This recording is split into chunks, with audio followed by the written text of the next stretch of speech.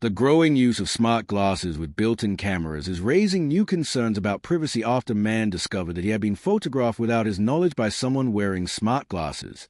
The incident has sparked a wider conversation about how easily people can now be recorded in public without realizing it, and whether existing privacy expectations are keeping pace with rapidly developing wearable technology.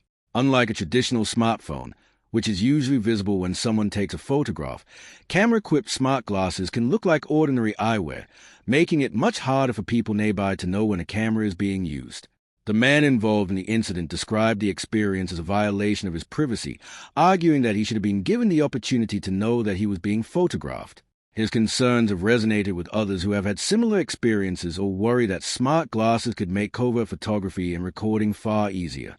The issue is particularly sensitive because wearable cameras can capture images from a first-person perspective while the wearer continues interacting normally with people around them. Even when the recording itself may be legal in a particular location, critics argue that the lack of clear awareness of consent can create an uncomfortable and intrusive environment. Smart glasses have become increasingly sophisticated in recent years. Devices from companies such as Meta can include cameras, microphones, speakers, and artificial intelligence features, allowing users to take photographs, record video, make calls, listen to music, live stream, and interact with digital assistants without taking out a phone. These capabilities have made smart glasses attractive to consumers who want hands-free technology, but they have also created a new privacy challenge.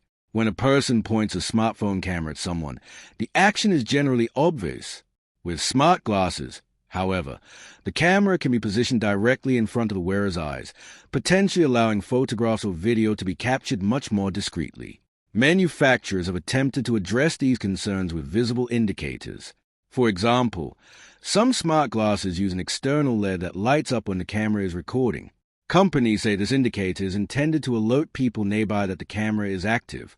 Privacy advocates, however, question whether such indicators are always noticeable, particularly in busy environments, crowded streets, restaurants, public transportation, or dimly lit locations. They also point out that people may not recognize that a small light on a pair of glasses means they are being recorded, especially if they are unfamiliar with the technology. The incident has therefore become part of a much larger debate about consent and privacy in the age of wearable cameras. Public photography has always existed, and laws regarding photography in public spaces vary depending on the country and circumstances. However, smart glasses introduce a different social dynamic because recording can happen continuously and with far less visible effort. A person wearing the glasses does not necessarily need to stop, hold up a phone, or visibly point a camera. That difference could change how people behave around wearable technology and may force society to establish new expectations about when recording is considered acceptable. Businesses are already responding to these concerns. Restaurants, pubs, theaters, comedy clubs, and other venues in some places have introduced restrictions on camera-equipped smart glasses. Their concerns range from customer privacy to workplace safety and copyright protection. Theaters and comedy clubs, for example, may prohibit recording because unauthorized footage can be distributed online. Restaurants and pubs may be more concerned about customers being filmed during private conversations or social occasions. These policies demonstrate that the debate is no longer theoretical. Businesses and individuals are actively trying to determine how wearable cameras should be handled in everyday environments.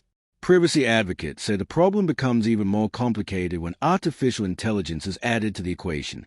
Modern smart glasses can do more than simply capture photographs. Depending on the model and software, they can provide AI-powered assistance, identify objects, interpret information, translate languages, and interact with online services. This raises questions about what happens after an image is captured. If a person is photographed, where does that image go? How long is it stored? Could AI systems analyze the image? Could information about people in the background become part of a larger digital profile? These questions are contributing to growing public anxiety about AI-powered wearables. Supporters of smart glasses argue that the technology itself is not inherently invasive and that responsible use should be the focus. They point out that people already carry smartphones capable of recording high-quality photos and videos virtually everywhere. From this perspective, smart glasses are simply another form of camera technology, and users should follow existing laws and social norms. Manufacturers also argue that privacy features and recording indicators can help prevent misuse.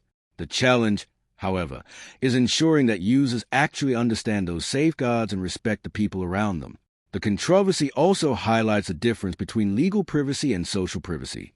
Something can potentially be legal to record while still making another person feel uncomfortable or violated. Many people have an expectation that they can go about their daily lives without being unknowingly photographed, even in places where photography is technically permitted. Smart glasses challenge that expectation because they make recording less obvious.